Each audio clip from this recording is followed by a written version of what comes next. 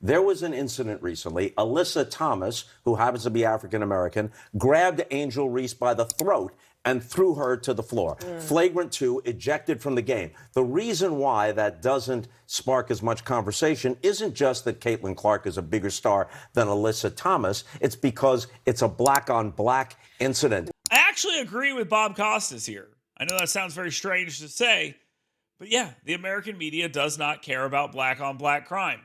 It's a weird admission to bring up in a conversation about sports. But listen to the conversation. He is absolutely right. Wow. And you don't have that dynamic that people can comment on, yes, but also exaggerate and make the entire story sometimes. And also, that is really that is between the lines. No one cared about the WNBA when women of a certain color were beating up and bruising each other, because it's been happening since the league's inception.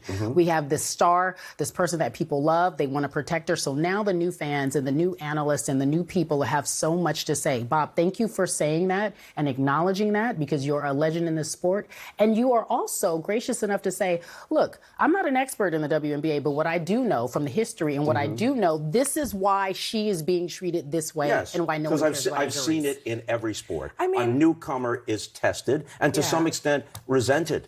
I mean, what's wrong with players being aggressive to a certain degree, but not the way Look, Kennedy Carter was. That was a flagrant foul. There's a process for that, and the game handles that by penalizing the player. Sure.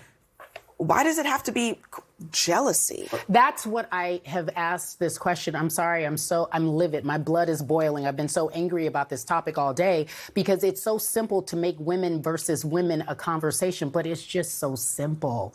There should be more layers to this sport. If you're really going to welcome yourself to the WNBA and cover it and talk about it, can we be more than just jealous? Can there be some real true competition? Can they just be athletes? I know you're speaking generally because I didn't.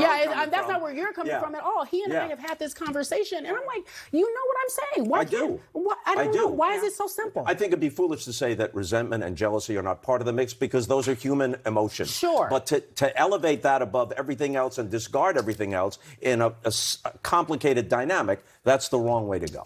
I don't think Bob Costas knew what he was saying here, and the others involved in this conversation have no idea what they're talking about. But yeah, this is jealousy, this is hatred, this is racism, and the media is covering this because they have a way to make it about race, and they're trying their best to make Caitlin Clark the villain here, and they're going to have a very hard time doing that when everyone else is running around saying all sorts of crazy things, like Angela Reese declaring that she's the reason people are watching the WNBA. When we all know it is about one person. It's Caitlin Clark, the only interesting person to have ever picked up a basketball for the WNBA, and the rest of the league and the media that demand you pay attention to it are now shaming you for doing so because it's only because of Caitlin Clark. That's fine.